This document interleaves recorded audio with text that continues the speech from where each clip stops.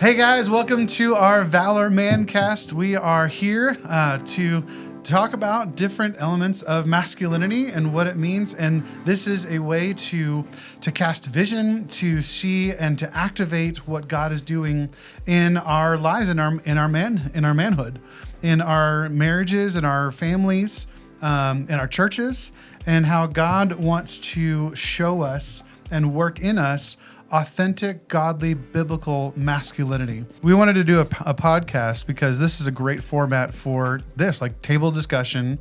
You know, some guys sitting around a table drinking coffee, trying to not to make noise on the table,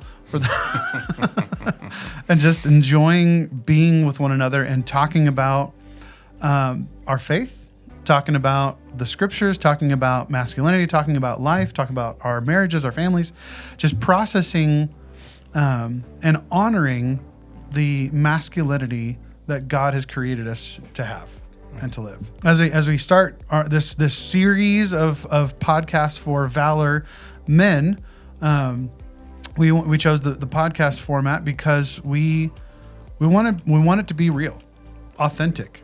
I think that word authentic is really important. What do you feel, Elijah, is a power behind doing this podcast? Well, I think you just said it in the word authentic, that when we say that we like people, I love that you're an authentic guy. We've had lots of conversations that are real and honest. And the thing I love about that and the gift that is to me is that your authentic person coming forward is revealing the authority that you have in Christ. And so when we say, we like having an authentic expression of masculinity together, what I hear in that is that we're behaving out of our identity, and our identity is what releases our authority under our Father. We're His representation. Right. And so when you think about authentic masculinity, then I think, especially in our context of believers, sons of God, the authentic masculinity is representing the character and the person of our Father. Yeah. And the crazy thing is those are like trigger words for men too. Authentic, accountability. But we're so busy with life, with running our churches, our families, our businesses. I don't have time to be surrounded by men who just put on this Christianese persona. Like, let's be real. Let's get into the depths of our masculinity. We're talking about this beforehand, just talking about what's off limits, and is politics off limits? Is sexuality off limits? Like, where are we wanting to go with this podcast? And we want to be able to have honest conversations around everything, that has to do with masculinity, with being a man of God, with being an authentic man. And so I think, sexuality is on the table, politics are on the table, but just like wanting to talk about and have honest, authentic conversations around these topics, so that we can have honesty. Yeah. And just the conversations that I love are for instance, like at Man Camp.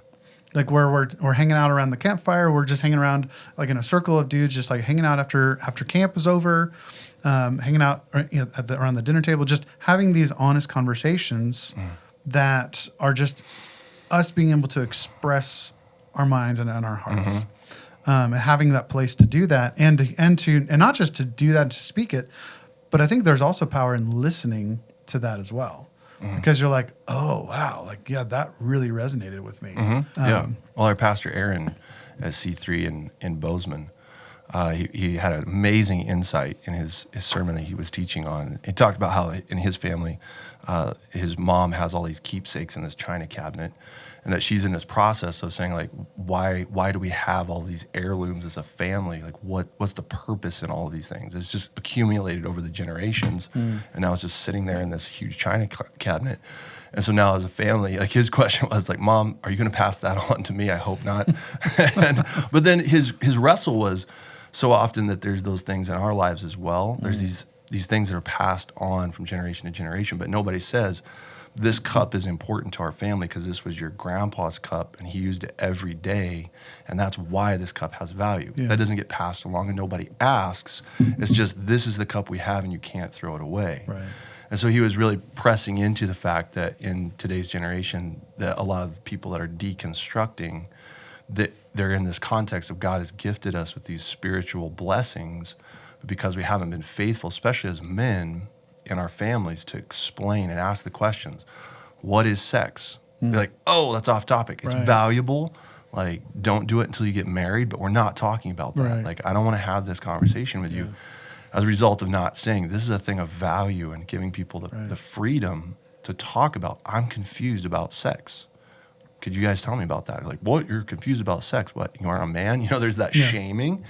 Then we have all these things in the church, and especially within this context of masculinity, we know it's something that we need to hold on to. But then the temptation is, you know, like he shared in his sermon, is, you know, that through deconstructing, people are sending stuff to the thrift store and just throwing it away that needs to stay in the house. Right. But the reason they're sending it to the thrift store is because they don't know the value of it. Right. And so I think these kind of contexts and gathering together as men, getting together at a retreat, at a Valor men's camp retreat, is gathering around the campfire, creating a safe space with other mature men to say, hey, Bryce, like my wife and I's marriage and our intimacy, like what do you have to tell me? It's just a real battle. That's this space. I want to be surrounded by men like that. In fact, that's my encouragement to men is, hey man, find 2 or 3 men that you can connect with and they can be real with you. I've had men in my life for years now, and we would just go for a walk up the hill right behind my house. Yeah. And I would say, hey man, how am I doing? Like as a dad. Oh, well, we were at that party the other day and you were real short with your kids. I don't know if you noticed that. Hey man, how am I doing as a husband? You were real sharp with your wife the other day. You guys were at church and I heard it. I don't know if you picked up on it. And like, you know, I think like when we don't have healthy patterns, we'll take offense to that. But when we have authentic, real relationships where we know we can be vulnerable, then we're willing to accept that. And it's valuable to us. Which I obviously I see in your response that you really value that hits you at a deep heart level. Like what is it that in that just short walk, it's not a big thing, you're just going for a walk, but somebody asks, hey, I saw you really short with your son, you're short with your wife. What is it, what value does that provide you as a man that touches that place in your heart? Well, I think deep down inside, regardless of our past wounds or trauma, like we all want to be good men. You want to be a good employee. You want to be a good boss. You want to love your family well. So when someone else points out something to you that's just missed in the busyness of the day, yeah, I want to know about that stuff because I want to honor my wife. You know, I want to love my kids well. Yeah. Not just when they're toddlers, not just when they're teenagers, but when they're figuring out life and figuring out who they're going to marry and where they're going to move. I still want to have that relationship. And that's what I hear about your heart is that you so honor the person of God. You want to be that faithful representation of a father to your kids, a husband to your wife. That is your heart. And then when you don't live out of that, you really appreciate it when there's men surrounding you who uphold that heart. They're not saying like, you're so violent and you're dishonorable to your wife. No, that's not what they're coming at. That you value that they're coming there like, I know you want to be a gentle, nurturing father. I know you want to be a loving husband. And I didn't see you upholding that. And so I just want to call you out to that and call you to account for your ability to represent the Father in Christ well. And that you're like, duh, yep, that's me. But then there's that sorrow that comes up where it's like the godly sorrow is then I didn't do that. But then the value you have for that relationship is like, this is my bro. Like this is somebody who's going to watch and safeguard my life in Christ, even when I'm not. And I've got somebody who's watching over my shoulder to uphold my ability in Christ, not to like catch me and beat me with a stick when I failed. Like that's what I hear in that. Does that resonate with your experience? Amen. You want to make sure that the people that you're allowing to speak into your life are people that you've grown to love and trust and maybe even admire. You don't want the thug from the corner liquor store speaking into your life. You know, Yeah. Why not? Like, he'll give Alan's you a like, hey, that's different my answer. posse. Like, what's so wrong with that? I don't know what's so wrong about that. Yeah. Yeah. Well, and I think as well, like you're talking about, like, who do you take advice from? Like, what does it mean to be a man? Because that impacts not only who we entrust our lives to, but even what are we shooting for? Like, what does it mean? 100%. Yeah. You know. And so I think that in our world today, like, there's so much confusion over that word man. Like, what does it mean to be a man? Not just a godly man, just but a man overall. Like, if people can't define what a man is, what a woman is, and so I think it's beneficial to start a podcast like this, saying this is what a man is, this is what a woman is, this is what. Okay, we're getting a baseline. What used to be obvious. So a biological male with XY chromosomes and a person. Or human belonging at conception to the sex that produces the small reproductive cell. Our gender and sexuality is how we contribute to reproduction, how we reproduce the image of God. And I think that boils down to all the way to Genesis. I mean, look at what it says in Genesis, in that he created the male and female. He said, and this is Genesis chapter 1, verse 26. Then God said, "Let us make man in our image, according to the likeness, and to our likeness. They will rule the fish of the sea, the birds of the sky, the livestock, the whole earth, and the creatures that crawl in the earth." So God created man in his own image. He created him in the image of God. He created them, male and female. Part of identity is also purpose. And one of the right at the beginning, he said, the Lord God took the man and placed him in the Garden of Eden to work it and to watch over it. God created man in his image, but he created us in his image, male and female. But he created mankind in his image, but he gave them specific biological and scientific and chemical hormones. He gave men and women different roles and responsibilities in how to represent his image in this world. To use an Elijah-ism. I love playing with those words. Come on. And so so I love that imagery that our gender is how we contribute to reproducing the image of our Creator. Which is so vital. A question that can be asked in communities like, why is there an emphasis on masculinity being called for? As I have grown up and matured, there's been a lot where I've kicked back against that. Like, I'm a man. Like, why do I need to gather a bunch of dudes at a men's conference and learn about men? I'm a man. Like, that sounds dumb and a waste of my time. But really seeing that in our current era, masculinity is under attack. Yeah. Like, identity, period. Right. This gender fluidity, and really to take it seriously and make a clarion call to people to step into it. And that anytime we talk about men and women, masculinity, femininity, we're talking about the person of God, that he chose to self-present himself, Father, Son, in unity by the Spirit. Right. He chose to represent him in creation. Playing with that again, because it calls out this thing. He presented himself forth from himself, and now we are representing him on, such as people see us, then they see our Father. Right. So it's critical to define that and to treasure it and to uphold it, because when we decouple feminine and masculine from God, that's distorting his image. And so really to see it, it's warfare. Yeah. Attempting to kill it. So if we can unchain our process and our design from a creator, if we do away from creator, then creator has specific purpose. So creator, these microphones have a specific purpose. But if there's no creator, now we've done away with purpose. If we do away with purpose, now we've done away with destiny.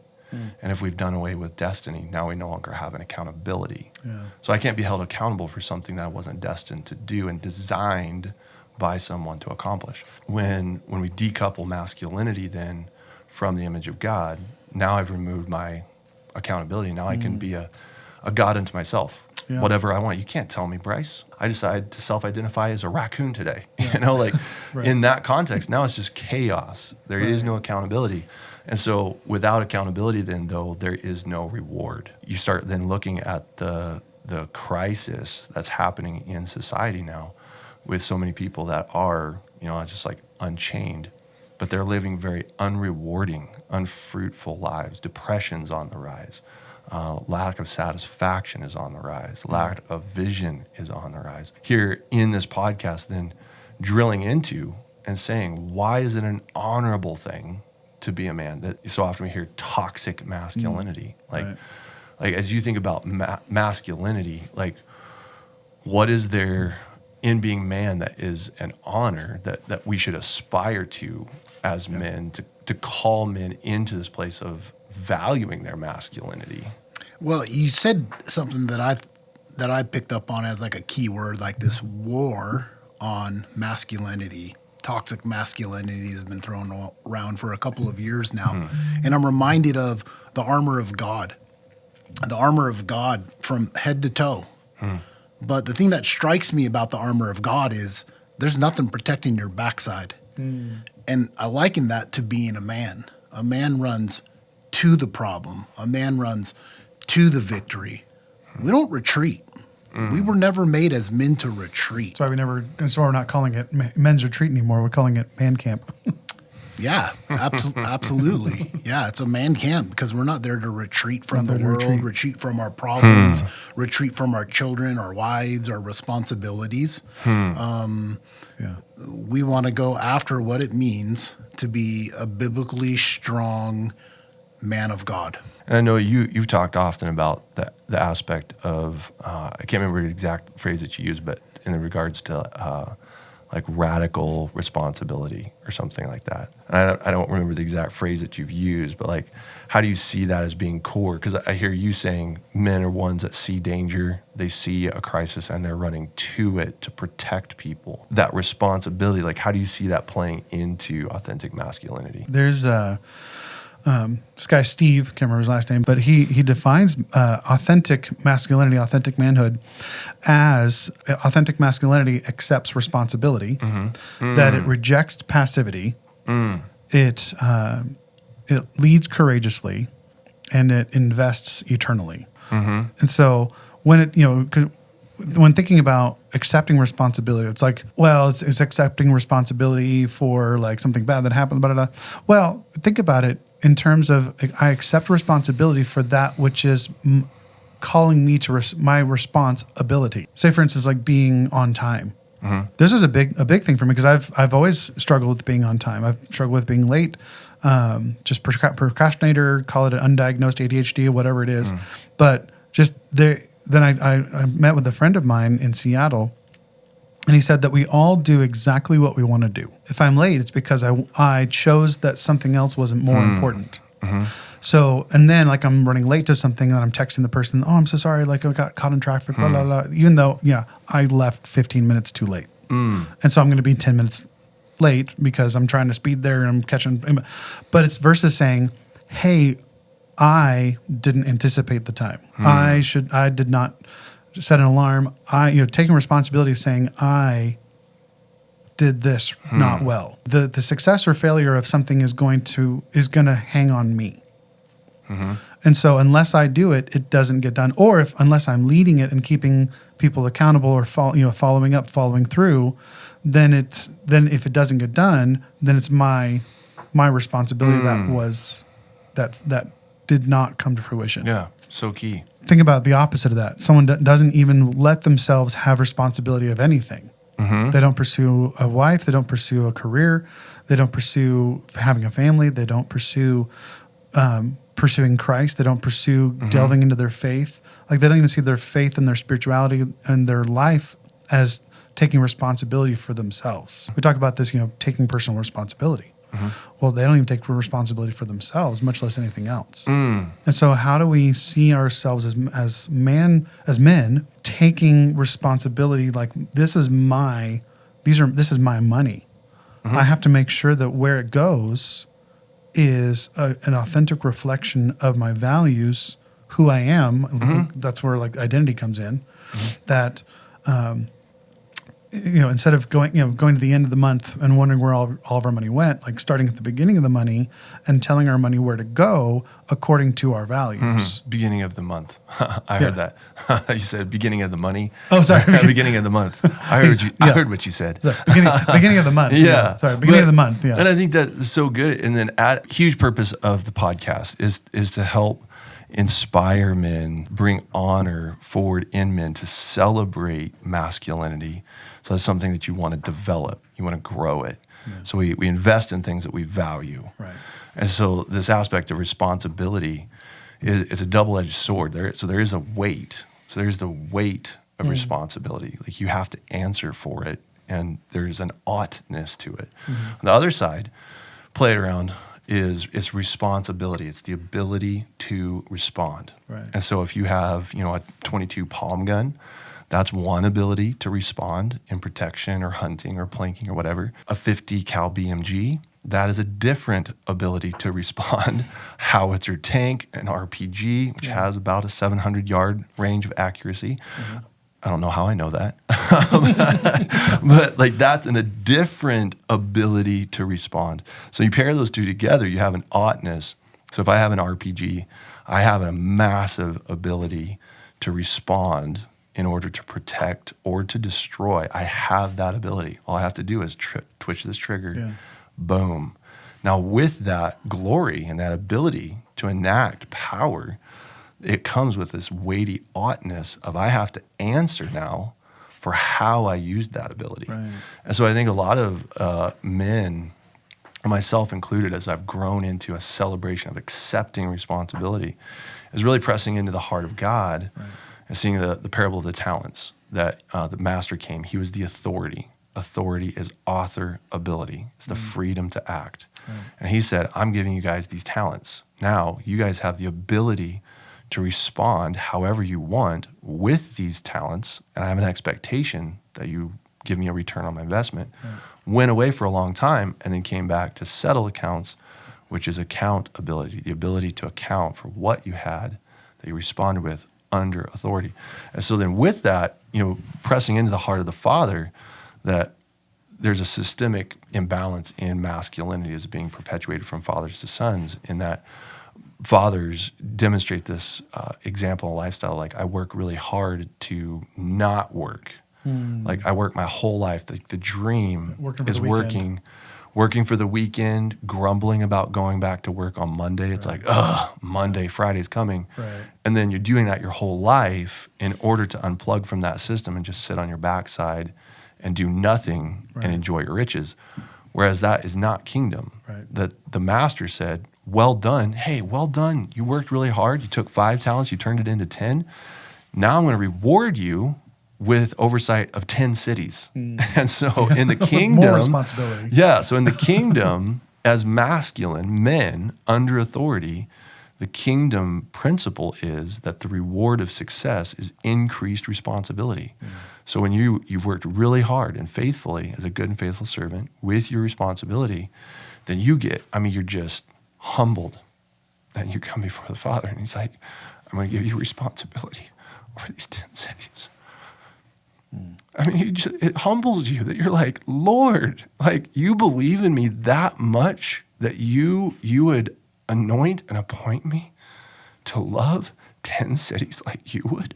He's like, yeah, congratulations. And so there's just this overwhelming sense of, how did I get so lucky? Like, are you kidding me? But it's sobering. So then we're back to the oughtness of, like, there's the weight. I get to answer for these 10 cities as well, but you've given me the ability to enact the kingdom in 10 cities. Whew. Yeah. And so that's a script flip, at least in my experience, because I grew up, I hated responsibility and accountability. I avoided it like the plague. Well, like, what's been your journey, Bryce, as far as like accepting responsibility and like pressing into accountability. Like, what's been your journey with those words? Well, I love the analogy that you used about a 22 or an RPG. Like, there's different consequences for using either one of those. And I think that's a great place for a man cast to start, is like accountability, responsibility for our words. You can look at the Torah all the way into the New Testament in James, and it talks about the power of our words. Yeah. They either bring life or death, curses or blessings. Right. And so just realizing that, like the way that we speak to one another, the way that you speak to your boss is either going to get you fired on Monday or it's going to get you promoted. Right. The way that we speak to our family. I know I'm guilty about that, man. I come home hot sometimes, man. And who do I take it out on? The people I love the most. Yeah. So just realizing that, I think is huge when we realize the responsibility, the weight of the words, the things that we say. And that's what really struck me about this, the creation of and the purposes of men in the scripture is that he put us in the garden to work. Like I said, it's not, the reward is not leisure.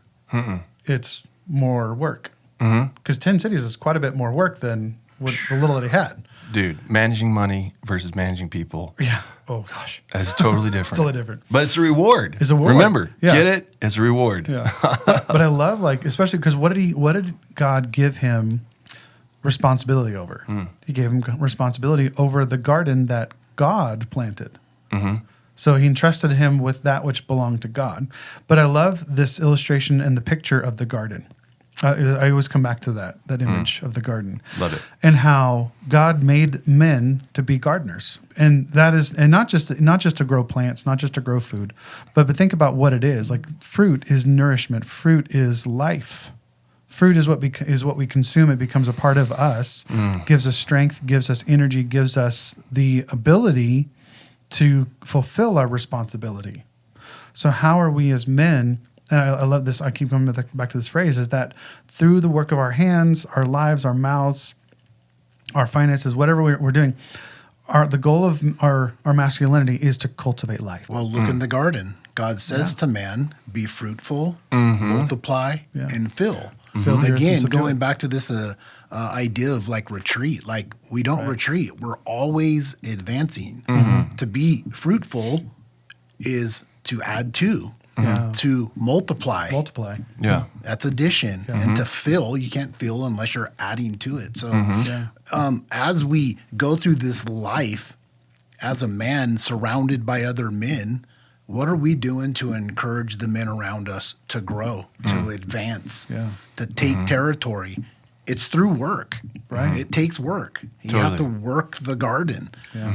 But he gives man the authority to rule over it. Every aspect. He's God. He can do it. Right. But he said, no, I created you. I want you to do what I'm perfectly capable of. And it was in perfect union at that time. The fall had not happened yet. Right.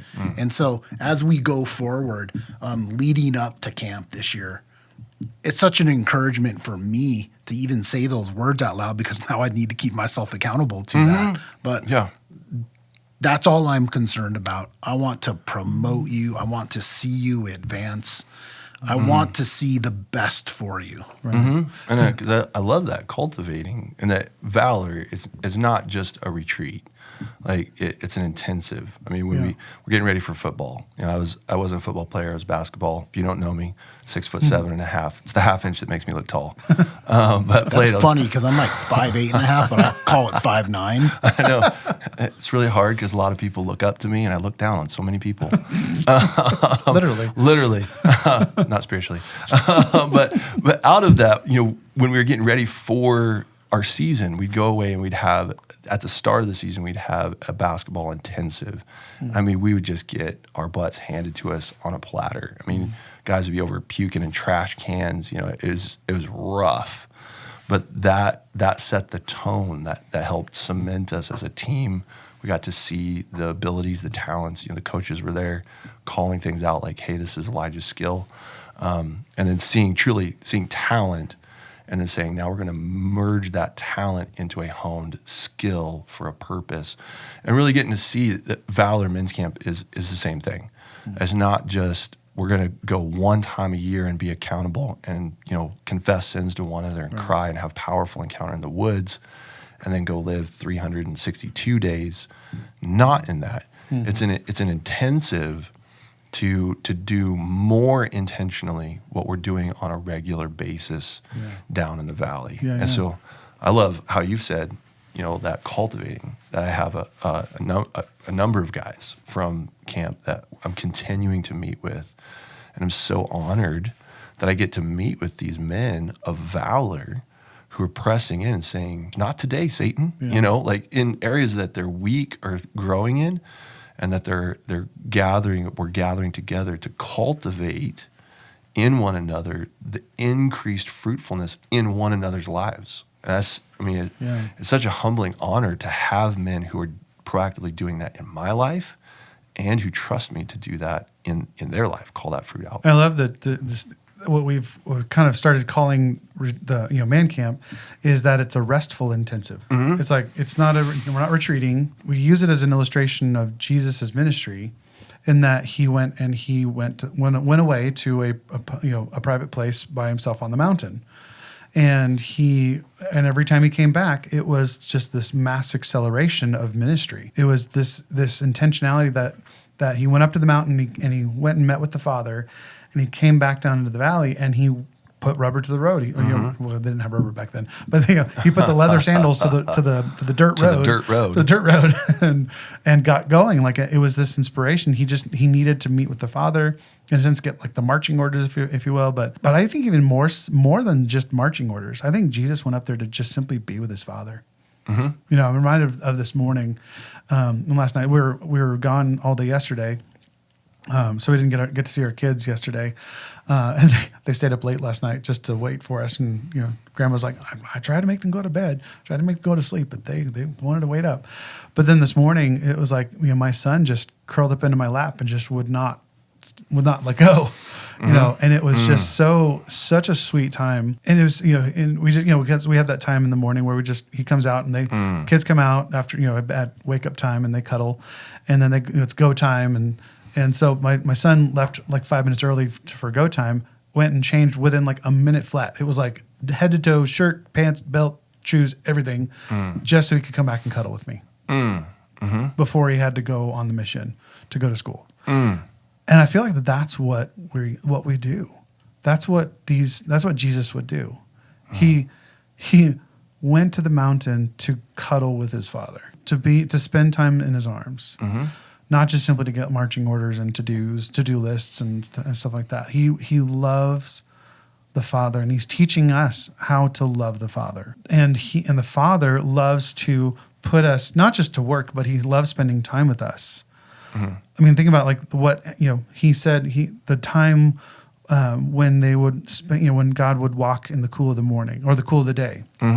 Without him, the Father loves spending time with his creation, with his kids. So God loves spending time with us in the midst of the fruit of our work, spending time with us. And that inspires us to go back into life filled with more passion, filled with more intentionality, filled with more of capability in our responsibility to cultivate life around us. And I love that word, and like how we do that in one another's lives, like because it's an accountability, not just to God, but to one another.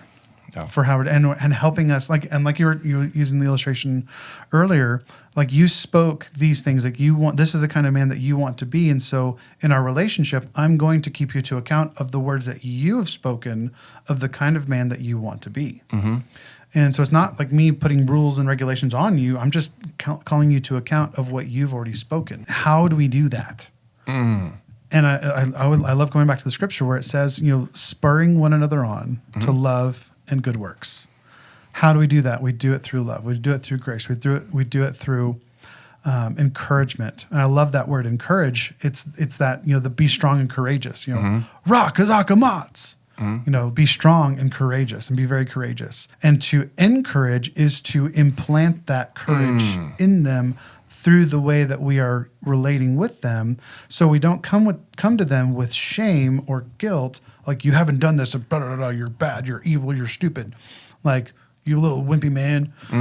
We build them up. How do our words and our actions actually strengthen one another versus break one another down through shame because you haven't fulfilled what you said you wanted to do. Well, and just pouring courage in. Again, I love playing with words, that it's encourage, to take courage and to pour it in, encourage people. And I think just demonstration of like what does that look like? How do we do that? How do we spur one another on? I resonate greatly with a context of intimacy with the Lord, that I touch it. I can go to that place like that.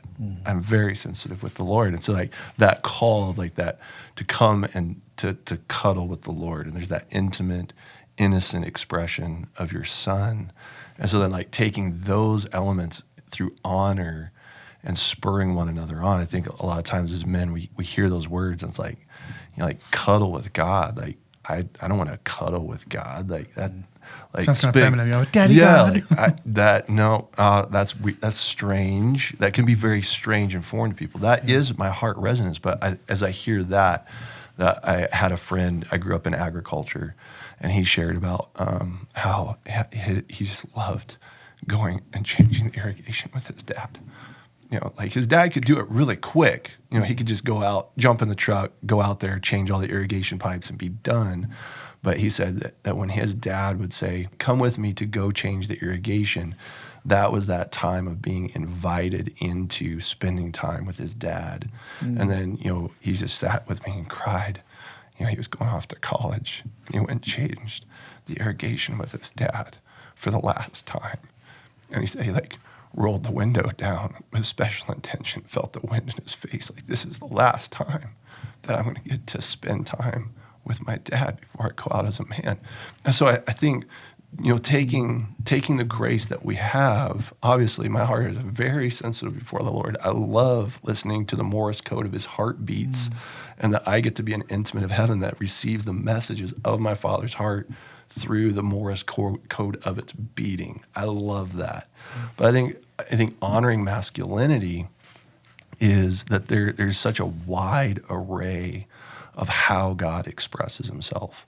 Like, he shows up as a man of war. Like, he shakes himself out and goes out as a man of war, and he's like decimating our enemies, coming back with like blood on himself and dirt caked in his hair. It's like, what's up, son? Throws his sword on the table. You're like, and there's then an expression, a swath of God's represented image in masculinity that hears that and they just come alive. Like, absolutely. Dude, that's killer. And then there's another side of masculinity that's like, that sounds dangerous. Like, how could that be? That's not my God. Like, as you pursue the Father, Bryce, like, what does it look like when you're thinking about God and you're going to go and pursue the Father out of a context of intimacy, and he shows up and reveals himself as like a man of war or an intimate father or a bridegroom king or a lion or a lamb? Like, what aspect of God's nature comes to you that when you hear it, it just sends you straight into beast mode and activates you? Yeah, I think first we have to tackle that word intimacy. That's another one of those triggers for men. Accountability, vulnerability, intimacy. Intimacy with the Father. I didn't have an intimate relationship with my Father, so it's really perverted my concept of who God is. Brendan Manning has an amazing book called Abba's Child. I had it on my shelf for years. I couldn't read that book.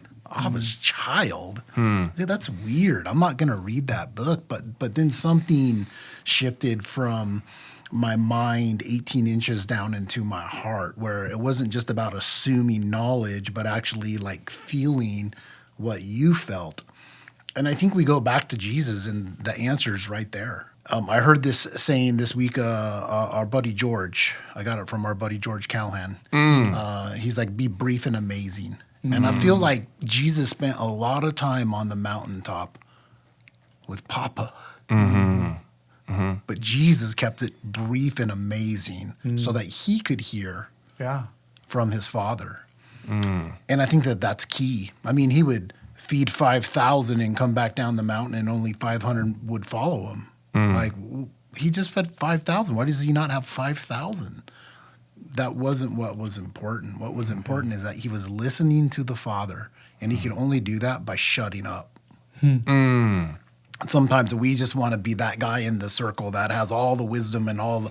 I used to be that guy. You would say that, Four Corners is 7 miles away, and I'd be like, it's like 9 miles. Like, really? Did I add anything besides being Mr. Know-It-All that it's 2 more miles? Oh, yeah, it's probably like 45 minutes to get there. Oh, dude, it's like 35 minutes to get there. The way that I drive. And I caught myself one year doing that, and I'm like, I don't want to be that guy. I'd rather be brief and amazing. So spending time with the Father, but shutting up so that he can actually speak to your heart. So I hear in that being in the Father's presence and just being in his presence, silent before him and receiving from him, just lights your heart up in passion. It's a learned discipline for sure, because I think as men, it's go, go, go. You've worked all day, now you got to come home and rake leaves. You've worked all day, now you got to come home, take the trash out. You've worked all day, now you got to fix the fence. It's just a matter of learning how to slow down and actually giving yourself permission. I used to be on eggshells whenever my wife would come home because she would find me in my lazy boy watching my TV show. Well, what she doesn't know is I just got in my lazy boy 5 minutes ago, but she walks in the door and it looks as if I've been there all day. Right. Being a lazy boy. I'd always be like, oh, I need to shut it off before she walks in the door. And I was like, no, I'm going to give myself permission for what I've accomplished today to sit here without any remorse and watch my TV show. Greet my wife when she walks in, ask her how her day was, maybe even pause my TV show. But giving myself that permission to just slow down. Which is a huge vision of the Valor Man Camp, which is in Ecclesiastes. It says, blessed are a people whose princes know the appropriate time to feast, not for drunkenness, but for strength. Yeah. And so really looking at that illustration that you use as men, learning the balance between working hard. We're men of responsibility. So that means that we have tasks that are as part of our destiny. Good works tied to identity is destiny.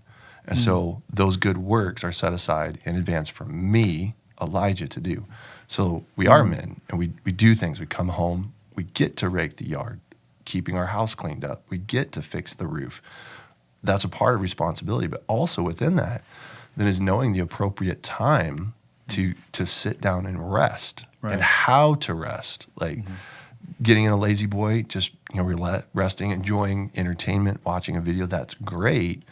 But if that's all we're doing and we're not intentionally saying, I'm going to go and get in my Father's presence, I'm going to go and connect intentionally on purpose, with a purpose, with other men, to have them cultivate my destiny and to refill me, recharge me. If we don't know that appropriate time, then we're feasting. We're always hitting the mountains, hunting, taking turns on fresh pow, which is amazing. But we're going and we're doing all of that stuff, but we're feasting, but it's to distract us from our responsibility. It's not empowering us and giving us strength. Right.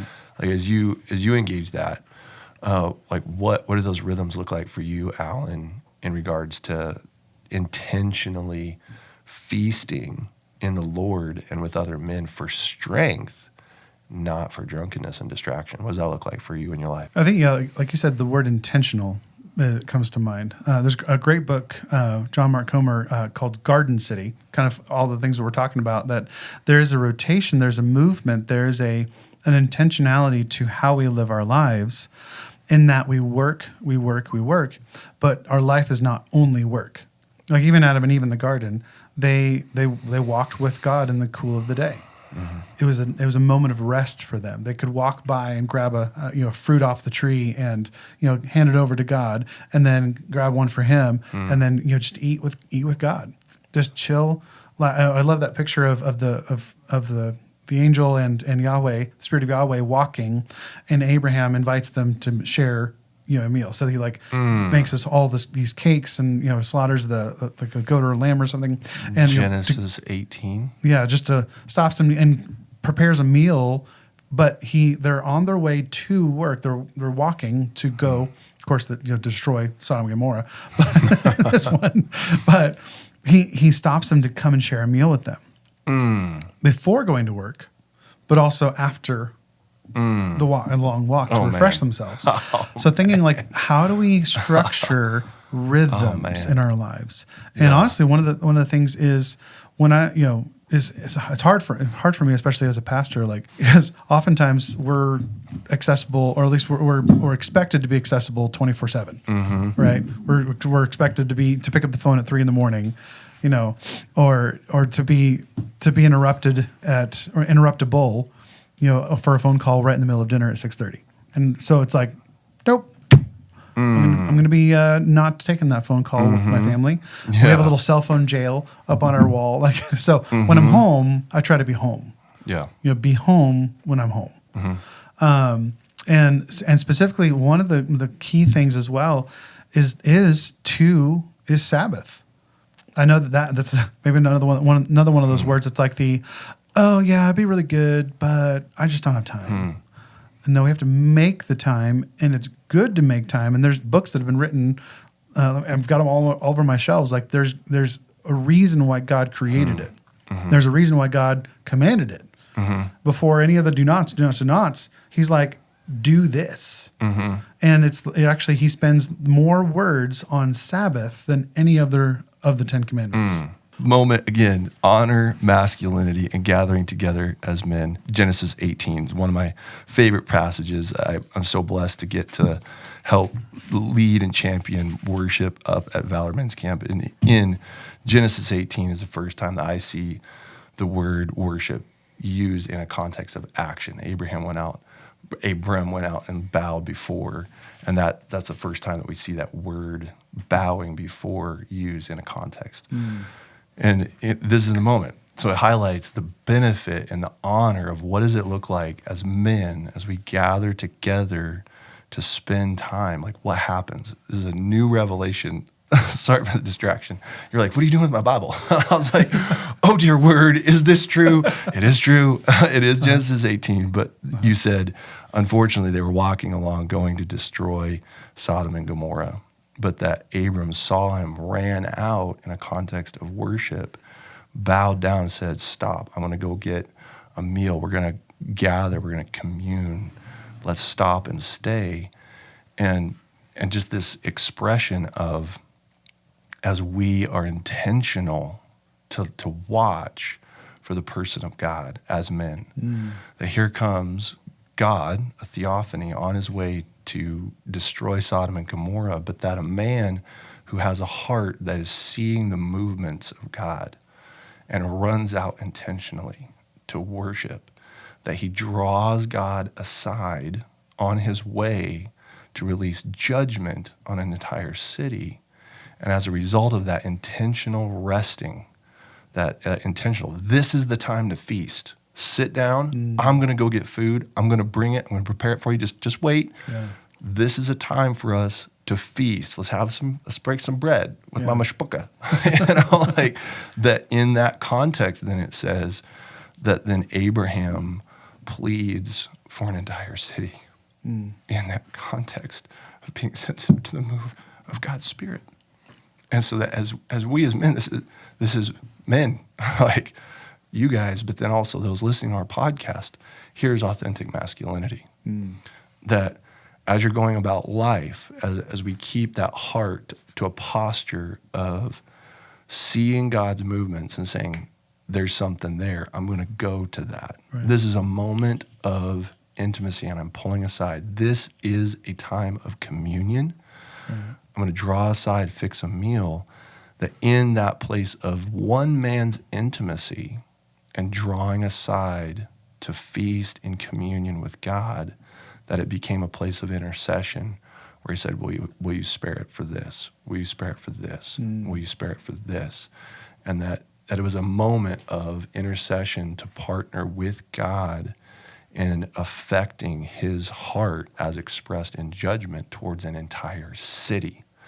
And so I think to honor that aspect in our men, that it's like, what does that look like as a community in our churches, gathering under our leaders to say, how can we as men, understanding our responsibility under God's authority, how can we intentionally, on purpose, with a purpose, pursue God in a surrendered life of worship before him in such a way that partners with him, that changes the course and the expression of God's person on entire cities. And even in this context, cities that didn't even deserve that.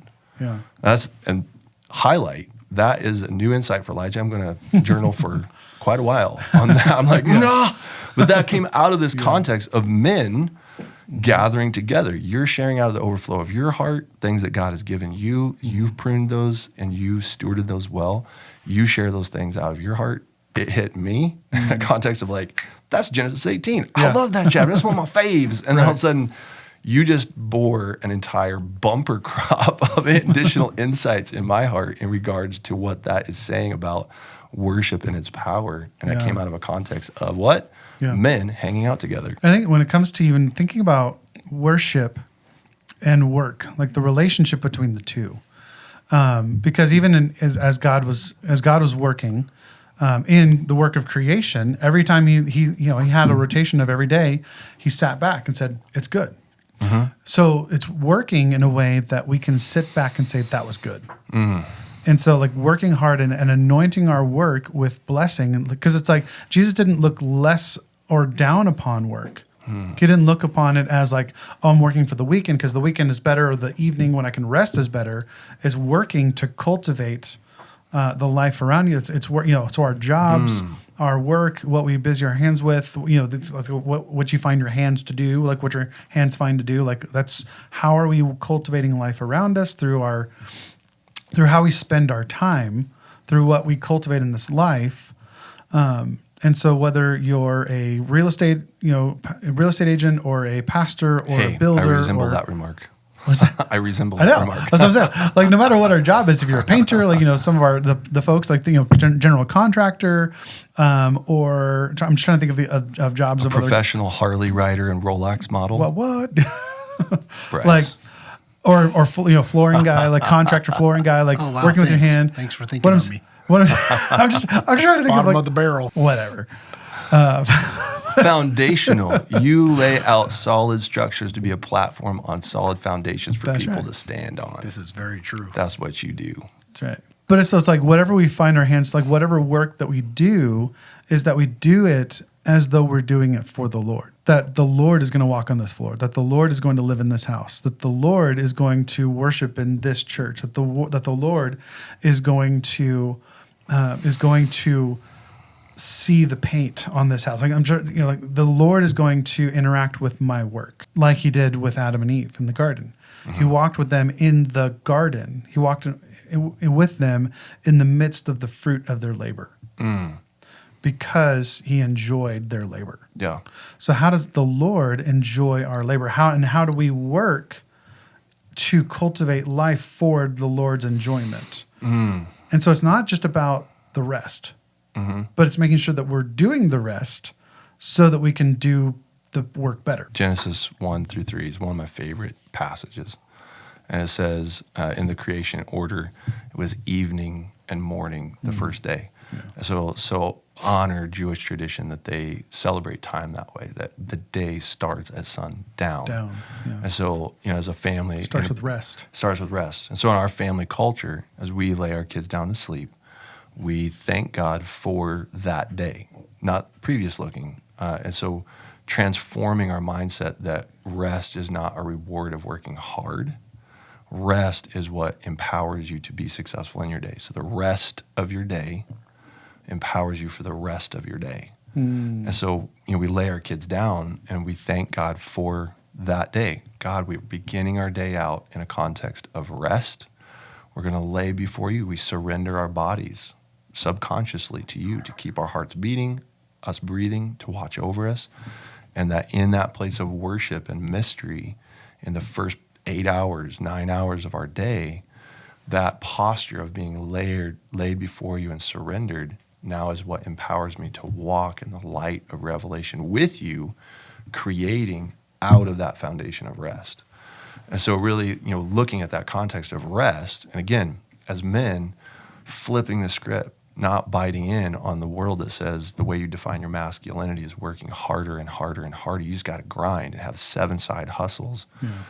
No, that robs our ability to respond in our families, in our churches, volunteering, serving with our gifts, and really going to this order of our Father and saying that it's in this context of restful advancement, pruning trees, and you're like, hey, I'm kind of hungry. I'm pruning this branch. Oh, look, there's not the fruit off the tree of the knowledge of good and evil. But look, here's fruit right here on this tree that I'm pruning. Like, I'm just going to take a bite of it. And like, as the Father's pruning on this side, I'm going to sit back and listen to him and like nourish myself and throw that core on the ground. And those seeds are going to grow another tree. And like, our environment is growing at the pace of rest. And so I think as we think about what it means to be a man of God, what it means to have authentic biblical masculinity, and as we think about that definition, like accepts responsibility, rejects passivity, leads courageously, and invests eternally. I think there's a lot of people that would say that gender, like to be a man, is a social construct. But as we see it, I think in all of our scripture, that we see it as that masculinity, being a man, is a God-made construct. So Bryce, tell me, like, what do you think are some key characteristics of what it means to be a man as a part of the reflection of God's image? Well, first and foremost, I think it would be loving, to be a loving guy, to be a loving man. Now, that's not the way I grew up. I grew up running from bigger kids so I wouldn't get beat up, hiding underneath cars on my way home from elementary school so the junior high kids wouldn't beat me up. I wasn't trying to be loving at all. I was trying to survive. And you survived by being more violent than the next guy. So depending on your where you grew up and what your status was, that's probably a very different viewpoint for every man out there. But walking into what it means, what it looks like to be a man of God, it has to start with love. And I remember when that moment happened. I was down in La Jolla, California, and I was at my buddy's tattoo shop, and right across the street was Jack in a Box, and I was down there for consecutive days, and every day there was this homeless guy in front of the restaurant asking for money. And I was so annoyed by this dirty, disheveled beggar. I really had a very poor viewpoint of who this man was. And God struck me like on the third day. And he was like, that guy's made in my image too. And immediately my heart shifted. That was the moment in my walk with God where everything shifted for me. When all of this knowledge, as I mentioned earlier, trickled 18 inches down into my heart, everything changed for me. Because now I had compassion and love for this man, and I saw him as me. I saw him as you. I saw him as God, made in his image. And so first and foremost, I think it starts with love. And what did that experience, like seeing him and seeing with that compassion, like what did that reveal to your heart of the Father's love? Like, what did you experience of the Father's love for you in that experience of compassion? That's too deep of a question, Elijah. That's what we do as men. Because I hear, and the purpose of the question is that I hear in that moment, you said it was pivotal that you had experienced this aspect of masculinity looked like violence, and you just had to be the top dog, just be more and more violent, and the violent survive. It's about surviving. That's what you grew up with, and that's how you had seen love defined. But then you had this encounter where you saw this beggar, where you're just like, there was a sense of disgust and like, man, why is he around? But then like, it's like taking your glasses off and seeing the world fuzzy, or putting your glasses on and seeing the world clearly. Like before, it was very fuzzy. I didn't care about this guy. I didn't have time for him. And then God gave me a new lens to look through. And now I was like, let me get you something. You want a Happy Meal? I'll get it for you. yeah, which I hear is the authentic love of the Father that we love because we were first loved. Yeah. So like as men, saying it's not just about try harder. You know, like I think that as a man and as a father, husband, son, that there's all these areas where I grow, and it's like, oh man, I'm failing in this area of my fatherhood or being a husband. And there can be a lot of self-help books where it's like, well, just try harder. It's not about trying harder. You know, it's about allowing the Father to love you. So the best way I can be a great father to my sons is to first be a son and receive father love from him. As I receive father love from him, now I have that love to pass to my son. So I hear like, in this experience that you had, this encounter, truly, that there was a switch where all of a sudden you had father love to love this guy as the father. And so like through that experience, I guess chasing it to help empower other men to be hungry, to look for those experiences, like what was refined in your heart by way of receiving love from the Father that empowered you to start loving that guy that like that. I think that you go back to that phrase, try harder. And that's what the world puts on us. Try harder, you'll get the promotion. Try harder, you'll get the girl. Try harder, you'll get the picket fence. Right. And one of the things that I've shared with my children ever since they were little is there's nothing you can do to make me love you more. There's nothing you can do to make me love you less. And when you understand that about your Father, it's not about trying harder. It's not like I got to buy every homeless person a Happy Meal. But just realizing that everything that you do, let it be unto the Lord. Yeah. You might have a job that you actually don't like, but God has you there for a purpose. And when you realize that you do have a purpose, and it might even be in a dead-end job that you don't even like, what you don't yet see is the Father's heart for you. He wants to promote you. He wants to give you jobs and better jobs. And in your faithfulness to the moment of where you're at right now, and I'm not really answering your question, but I'm digging. I'm tracking. In the faithfulness of that moment of your dead-end job that you hate, you're doing it unto the Lord. The reward might be that you saved one soul from going to hell because you shared the gospel with them at lunchtime.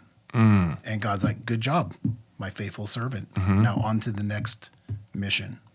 And so I kind of felt like that was the beginning of this relationship with my Father. I had a perverted sense of what that looked like because of my earthly father.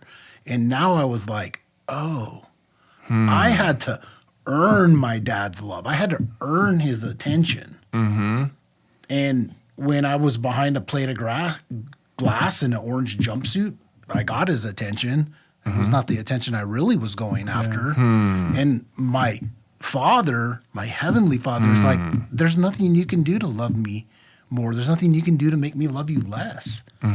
So just reflect who you are, made in my image, wherever you go. Mind shift. Yeah. I love the definition of love, agape, or the Hebrew chesed, meaning it's not an affection, like I feel good for you, I feel this lovely affection for it is a steadfast devotion. It's a loyalty. It's a love. It's that commitment, like you just said, of there's nothing you can do to make me love you less. There's nothing you can do to make me love you more. because it's not about what you do, it's about my choice to love you and to be devoted to you, to be steadfast and loyal of my attention and my intentionality for your good and for your flourishing. And so it's like, it's not so much trying harder, it's just getting your aim right. It's like with the situation with the guy outside the Jack in the Box, your intentionality wasn't for him, in the beginning. It wasn't a steadfast devotion to his good. It was a no devotion whatsoever. It was a hands off. But then you learned something about the Father's love, and it is a focus. It's an intentionality on blessing and pouring into. And like, I'm going to, it's like seeing a weed or a place that needs nourishment. And I'm going to, instead of like saying, oh, that's a dead spot, I'm going to pour nutrients into that spot to give life to it. It's like, where can my hand go that will pour life into it? And like I said, like, you shared the gospel with that one guy. It's like, yes, that's awesome, because you learned how to put your hand to something and to create life there, to cultivate life in that moment. And I think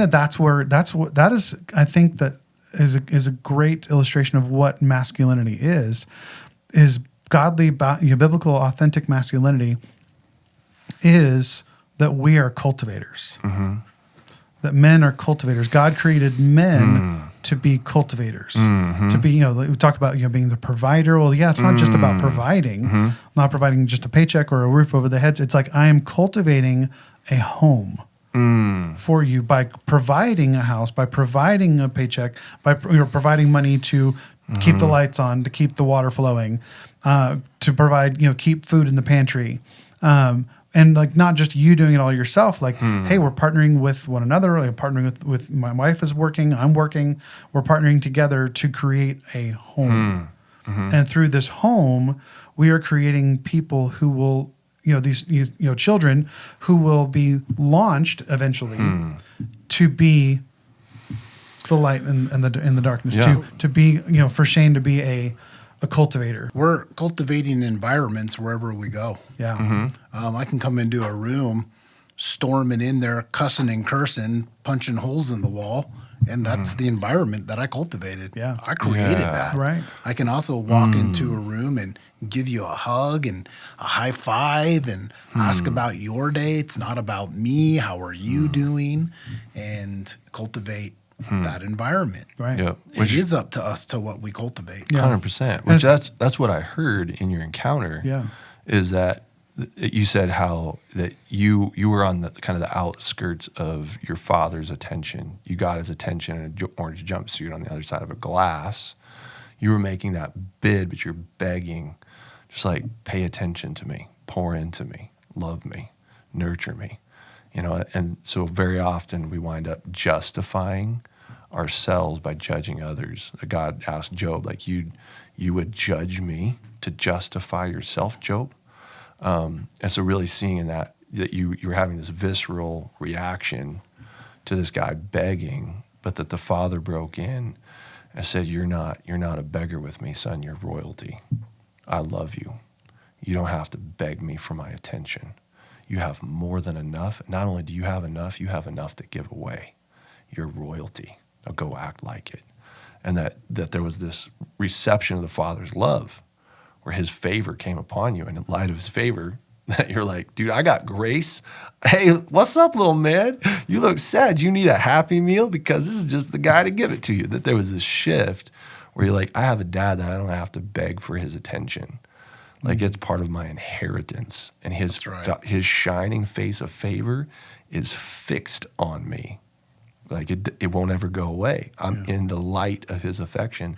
And so I hear that there was then a super strong shift in your heart then in receiving that Father love, that it dropped a deposit of richness that overflowed in overwhelming generosity to others. And it was a whole script flipped. I mean, does that resonate with your experience at all, and like what God has done? And then how, as a man, I heard you say it, like, not coming in punching holes in the wall and yelling and screaming, but creating an atmosphere of generous love. Like, how has that moved forward in how you reach out to people in need now who are in a beggarly situation? How does that affect that? Yeah, so I mean that's a great question because it literally was an instantaneous. Instantaneous. Okay, I like saying big words sometimes.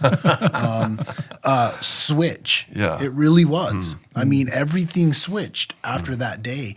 And I think like the important thing to remember about this in this conversation is like, so my heart bends for people. If you're in trouble, if your car broke down, if your marriage is in trouble, if your business is failing, like my heart bends towards you because I want to see you succeed. That's all I want to do is see you succeed. But I think we'll put the pressure on ourselves by like, okay, well, now my heart needs to bend for everything and everybody at any time. And just like you were saying, you put the phone on the shelf and you're unattainable right now. There's a balance between that. I can't help every homeless person on the on-ramp. Yeah. Totally. I want to. My heart bends that way, but I just can't. I don't have that much capacity. I don't have that much resources. And so just realizing where it is that God is calling you and just being receptive to the Spirit moving in your life. Yeah. If you're listening to Slayer or Metallica on the off-ramp, you're probably not hearing the Father's voice to tell you to get this guy a Happy Meal. Right. If you're walking into Walmart and you ask God before you walk in there, what is my assignment, Father? Yeah. And he leads you to the single mom struggling to wrangle her 2 kids and pay for her $50 of groceries that they're probably going to make last a week. You'll miss the assignment of your Father saying, pick up her tab. I mean, that's such an encouragement to guys. That example of Jesus, that there was the guy who was sitting around the pool and he didn't have someone to help him down into the pool. Oh, yeah. And so Jesus goes to him and says, do you want to get well? I love that with guys that in masculinity to ask one another, like, Bryce, do you want to get well? Yeah. You know? And that then there's this visceral response. Like, you know, I love The Chosen, and it shows that picture of, you know, families, you know, they're holding their loved ones, running to carry them into the water, you know, and he's there like trying to get in, you know, and the frustration of that passion. He's trying to get better. But Jesus asked him first is, do you want to get well? Yeah. Because like when you get well, your whole lifestyle of begging and asking for alms and riding on the responsibility of others, that's all going away. And you're going to have to get a job. And you're going to have to learn what it is to be a productive part of society. Like, your healing is going to come at it's a reward, but it's going to come at a cost. You're going to have to grow.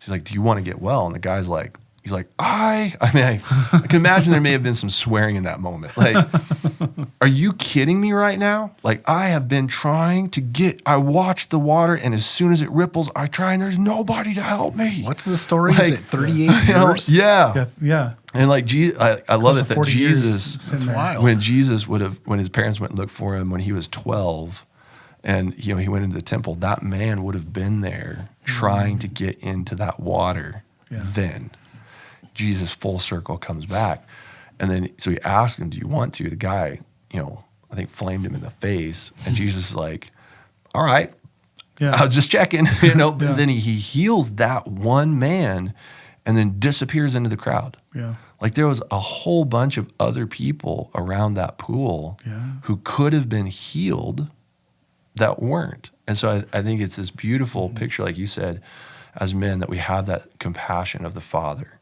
and that we're like, this is it. And then, but that's not, then there can be that compulsion, the bleeding heart syndrome, where it's like, now I want to serve everybody, but that will, if you try to fight battles you don't have grace for, that's one of the easiest ways that Satan can get you into temptation and take you out of the game, is that you're in a battle you don't have grace for. Right. And so then it just comes back around to then like you with your son, it's about the Father's heart, that Jesus only said what he heard the Father say. Yeah. He only did what he saw the Father do. That's our rubric. That's the cheat code. Like, how do you know when to give the guy some Jack in the Box, and when do you know when to just walk past him with confidence and not beating yourself up? It's about looking for the Father's heart and his voice. And so I think that's, again, celebration in our communities as men is challenging one another. Are we spending that time in the secret place where we're valuing the Lord's voice and his presence above all things? Yeah. Like, am I spending that time? I have a hard time leaving it. I'm a little bit of addicted to his presence. But then challenging one another in community, like, are we listening for his voice? Are we practicing his presence? Are we speaking out of and holding one another accountable and responsible for the words that we speak? Are we seeing increased fruit? Because then I think as then we move forward, it's knowing where is the Father asking Elijah to invest with my ability to respond under his authority in ways that I put one seed there and then I overlook. You know, in our day and age, like, there would be like 50 million social media posts about like why Jesus healed the one man. He didn't care for all the rest. Jesus is mean. Like, what about all those other people? Equality. Yeah. Like, it's stupid. It's just stupid. And so the world needs an expression of authentic masculinity of the Father. We have responsibility. We have authoring seed that is within us. Mm-hmm. And so knowing spiritually, emotionally, relationally, intimately with our wives, that how do we invest the resource of our authorability to call forth life in the spaces that we're supposed to, and how do we say no to the rest? Well, we are so thankful you joined us on our Valor Man Cast today, and keep tuned and subscribe for more content like this. And we're going to be having different guests kind of rotate in and out of this podcast, and with different topics each time. So, and I pray that and hope that this podcast is edifying and inspires us to be intentional on the journey of what it means to live a godly and truly masculine life.